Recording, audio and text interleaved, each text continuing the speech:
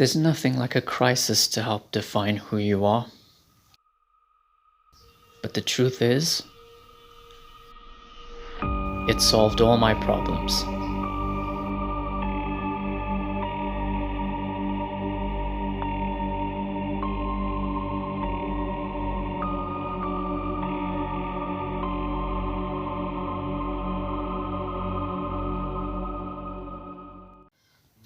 Hey guys, welcome back to the channel.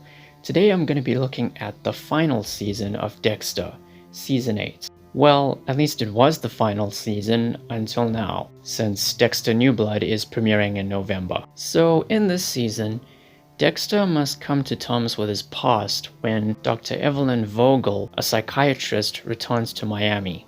Meanwhile, there's a new serial killer out and about who's been dubbed the Brain Surgeon. And Deborah is still trying to recover from the trauma surrounding her actions in Season 7. So this season has a very poor reputation among fans, with many considering it to be the worst season to date, if not Season 6, with the finale being cited as one of the worst finales in television history. It's about as disappointing as the finales to Lost, How I Met Your Mother, and more recently, Game of Thrones. As for me, I think this is quite possibly the worst final season of any TV drama that I've ever seen. And this is coming from someone who has actually watched Game of Thrones. I just finished watching it yesterday as of this recording, but that final season wasn't without its merits, even if they were very minuscule. When it comes to Dexter, if you could imagine every bad decision that you could possibly make with this show, especially in the final season,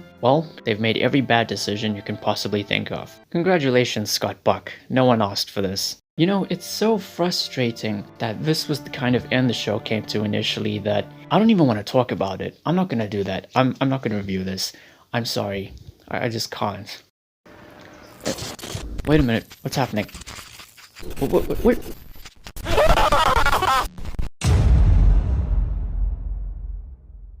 Okay, I'm alright guys, I'm fine, but things just went dark for a moment, well an hour to be exact. I'm about to do something I don't want to do. It's as if I'm being held hostage or something like that, because I got an email, yes, an email, from Scott Buck himself, saying that I need to share this to you guys about his defense of Season 8. Being the showrunner, it would make sense as to why he'd want to defend it, and how it's criminally underrated and misunderstood. If I don't do it, he's gonna send Michael C. Hall to kill me. Okay, let's just go with this. You'll probably get an actual review from me afterwards, if he's not around. Things just took an ugly turn for the worse. Okay, so the Gmail starts out like this. Hey guys, it's Scott Buck over here, and I'm here to tell you about how I created the greatest final season of television ever. Even though that's not true. If you don't like this final season, you are everything wrong with society today. And I'm going to prove to you why exactly. The pros. Ooh, there are plenty of pros. What could possibly go wrong with this final season? Everything is brilliant. Sorry guys, that's just part of the script. So Season 7 left off on a cliffhanger, am I right? Well, forget about it. Because in order to tell the story I want to tell, we're just gonna do a time jump to 6 months ahead, so we don't have to explain a bunch of stuff, because why bother, right? Who cares about that? This is what's important. Also, I decided to retcon a bunch of stuff, so that I could give the fans an even better story compared to what they wanted. So, Angel's a cop again. Yes, Angel Batista's a cop again. Lieutenant Matthews is out of retirement. We can't continue the show without these guys, can we? And then there's the biggest retcon of all. Yes, the big one. Dr. Evelyn Vogel, the psychiatrist who helped Harry develop Dexter's code. Yes, Harry wasn't alone in that, because it would make more sense if there were two people involved. Why not? Come on. And Charlotte Rampling's a great actress, so we just had to cast her. I know it feels forced because, you know, she shoehorned in at the last minute, but hey, we had to inject some new mythology into the last season. The show's still going, so why not? Let's make it more interesting. And let's have Batista try to convince Quinn to better himself by taking the sergeant test and basically promote him to a sergeant. It's good for the character, but what does this have to do with the plot? Nothing! That's not why they're here. So it's fine, it's still important for the character, but for the plot, nah. That's Dexter's job. Masuka meeting his long-lost daughter? Well, we had to give Masuka something to do. I mean, he's a funny character and all, but he was kind of in the background for most of the show. We wanted to develop him a little bit more, even if it's at the last minute. Well, we had to do it somewhere, didn't we? And I know what you're thinking. Another villain? You know, another serial killer at the last minute?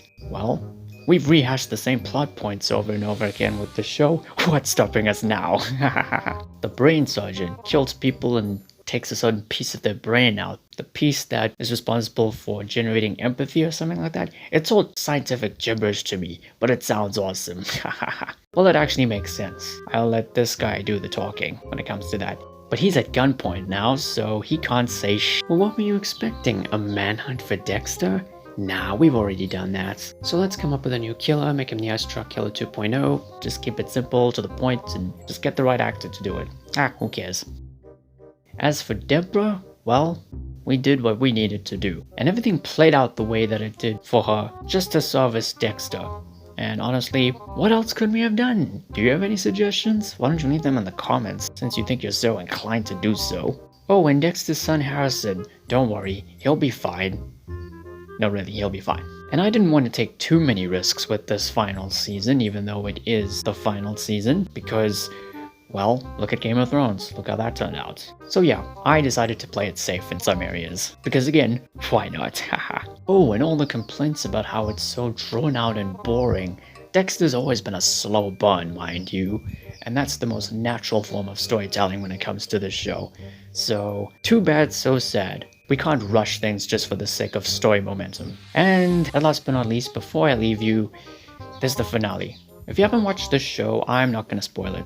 Don't worry. Everybody complains about that damn finale. Well, honestly, I think the send-off for Dexter was the right way to go, as well as the send-offs for other characters. Look, stories can't always be about happy endings. We wanted to go with the most realistic ending possible. But the important thing is that it surprises you. Am I right? You know, it subverts your expectations.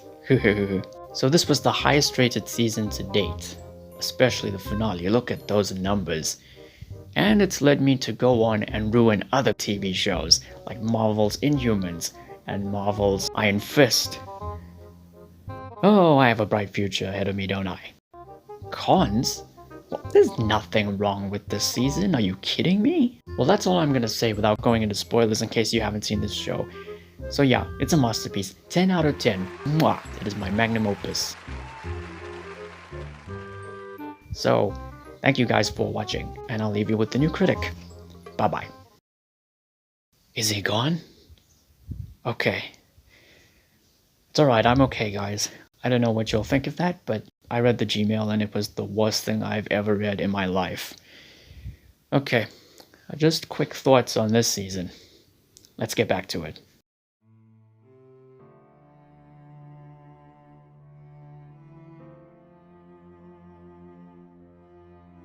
Well, the pros, there's very few. Cinematography is good as always, acting superb, great music as always from the late great Daniel Leach, may he rest in peace, and a bit of tension here and there, and some of the kills and maybe some emotional moments and some interesting new characters, you know, like Dr. Vogel, even though she felt shoehorned in, and Masuka's daughter, Zach Hamilton, a young photographer who can really relate to Dexter. Michael C. Hall, who plays Dexter, actually directed an episode 2 to be exact, and I think he did a fantastic job. And that's it, really.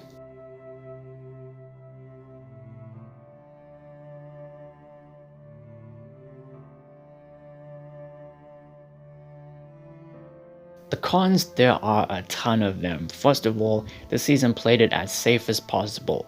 They did a time jump to 6 months later instead of just picking up where season 7 left off. There's another serial killer on the loose, so this season devolves into a familiar territory without really changing things up all that much. It's the most drawn out, boring and tensionless season to date, and this is weird considering it's the final season. I also felt that the brain surgeon was a bit underdeveloped. He does have an interesting backstory and genuine motives. His MO consists of him removing melon ball scoops of brain tissue from his victims' brains, and these scoops of brain tissue are the things that basically generate empathy. That's an interesting MO. And the fact that he's one of Dr. Vogel's former patients is also interesting, but when you think about it, he's just a lesser version of the ice truck killer. And to me, he also felt kind of forced into the story because every season Dexter is pursuing a new serial killer, except for season 2 where he's the Bay Harbor Butcher. And honestly, I don't even think we needed another serial killer at the last minute. They could have done something totally different, but instead they chose to play it safe. Hannah's return, it was somewhat plausible, but it also seemed a little too convenient for her. But in all honesty, I'm glad she came back this season. Quinn and Batista have their subplot where Batista's trying to get Quinn to take a sergeant test to get a promotion. It's interesting, but other than that, they don't really do anything else, so it doesn't amount to much. The subplot with Deborah starts off just fine. In the 6 months that have passed, she's changed quite a bit. She does show signs of improvement later on, but towards the end, they just ruin everything with her character completely. Plus, this season has some really poor storytelling in the form of retconning, all thanks to Scott Buck. Batista's a cop again for some reason. Lieutenant Matthews is out of retirement for some reason. And the biggest and the mother of all retcons on this show, because it's a long-term retcon, is the introduction of Dr. Evelyn Vogel, played by Charlotte Rampling. Great performance from Charlotte, great character in Dr. Vogel, but she felt shoehorned in at the last minute because for the majority of the show, we've known and believed Harriet to be the sole creator of Dexter's code. But no, as it turns out, this is something that he and Dr. Vogel were developing together when Harry found out about Dexter's psychopathic urges. Now, she is an interesting character, I will admit. She's a neuropsychiatrist specializing in psychopaths, and you're probably wondering why she's here. Well, she's in Miami to help the Miami Metro Police with the brain surgeon case. But my question for her is, why did it take you so long to come to Miami? Why couldn't you have come earlier in the show? If Harry's dead and you're alive, and you're the only other person who knows about the code, why did you take so long to come back? You should have been here a long time ago keeping an eye on Dexter. Shouldn't you have done that? But as I mentioned earlier, the brain surgeon is one of her former patients, so her coming to Miami at this point in time when he's out and about killing people, it makes sense. But let's talk about the real elephant in the room. And that's the series finale. It's possibly the worst series finale I've ever seen. It is absolutely atrocious and anticlimactic. In fact, I have practically nothing good to say about it. I do like the fact that, unlike all the other season finales, it ends with no monologue from Dexter, just silence. Pure silence. But the fates of several characters and the send-off for Dexter, it's all just very, very poor. I mean, besides, there's a reason that Dexter New Blood is happening. And even Michael C. Hall himself has admitted that he was aware of how frustrating the finale was for fans, and that a continuation of any kind was necessary. And as for the season as a whole, I get why they kind of went in this direction. And it has to do with the Bay Harbor Butcher storyline from season 2. They had already used it, there was no sense in rehashing it because it just wouldn't be as effective the second time around. And this is why a lot of people argue that the Bay Harbor Butcher storyline should have been the basis for season 8. It would have been way better than what we ended up getting.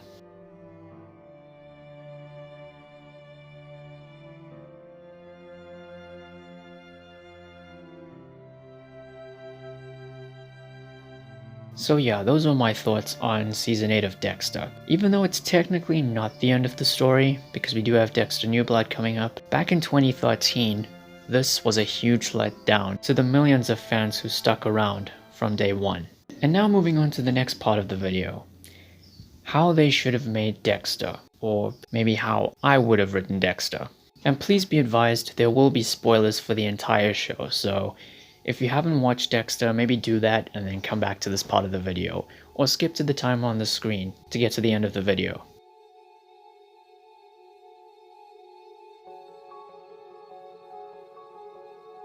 Okay, so Season 1 was as good as it was. Nothing really needed to be changed at all. Season 2 could have been a mix of ideas from Seasons 2 and 3. The Skinner could have been the main antagonist, and he could have been fleshed out a little bit more. Miguel and Lila, they didn't both need to be in there, you could have had either one of them. Paul Bennett, Rita's ex-husband, could have been killed off as usual right at the beginning. And as far as Rita's relationship with Dexter is concerned, she could have gotten pregnant halfway through the season, and they could have gotten married at the end of the season. Everything between Deborah and Lundy could have played out exactly as it did. As for the Bay Harbor Butcher storyline, they could have scrapped that and saved it for Season 8. Instead of Dokes figuring out that Dexter was the Bay Harbor Butcher, he could have figured out that Dexter killed the ice truck killer. They could have still killed him off in Season 2, or they could have kept him right until the end. Either way, I wouldn't mind. Season 3 could have been pretty much everything from Season 4 with the Trinity Killer. This is where they could have introduced Anton, and Deborah could have gotten back with Lundy anyway, and then have him killed off. Quinn could have been introduced. It could have ended just as it did originally with Rita dying, and then that would be the end of Season 3. Season 4 could have taken pretty much everything from Season 5 and worked with that, but instead of ending with Deborah letting Dexter and Lumen go, even though she doesn't know it's them, they could have found a way to have Dexter say goodbye to Lumen first, and then get caught by Deborah. And yes, I actually didn't mind Lumen parting ways with Dexter, because the idea that her dark passenger was no longer a thing, and she could move on from it, was an interesting idea, and I think it was executed very well. Besides, if she stuck around, we probably wouldn't have gotten Hannah. Season 5. Cut everything from Season 6, which was about the Doomsday Killers, and take some of the new characters that were introduced in that season and mix them with pretty much everything from Season 7, which had Isaac Serko and the introduction to Hannah. Everything can play out just the way that it did, and then Season 6 can be the Bay Harbor Butcher storyline. And as for Dexter, I don't think he should just conveniently get away with it, like he actually did in Season 2. I think he should have gotten caught, and maybe spend the whole final episode in jail awaiting sentencing and coming to terms with what he's done and being at peace with his dark passenger. It sounds tragic, but I think it would have been more effective. So yeah, that's a very basic idea of how I would have written the show. A lot of things would have stayed the same, I would have tweaked a few things here and there. It could have been 6 seasons, not to mention 6 amazing seasons in my opinion, and it would have gone down as one of the greatest TV dramas of all time. But that didn't happen. Nonetheless, I'm still really excited for Dexter New Blood. So thanks for tuning in, guys. This was an experiment that I just wanted to try out. It took me a while to make, but I'm really happy with the way it turned out. And I hope you are too. So, seeing that we're at the end of my Dexter retrospective, for now at least, next time we're going to begin a brand new retrospective on Smallville. Yes, the reimagining of Superman's origin story that everyone knows and loves. I can't wait to talk about that. So thank you all for watching. Please be sure to like the video, share it and subscribe. Hit the notification icon. Be safe during this time, and I'll see you soon.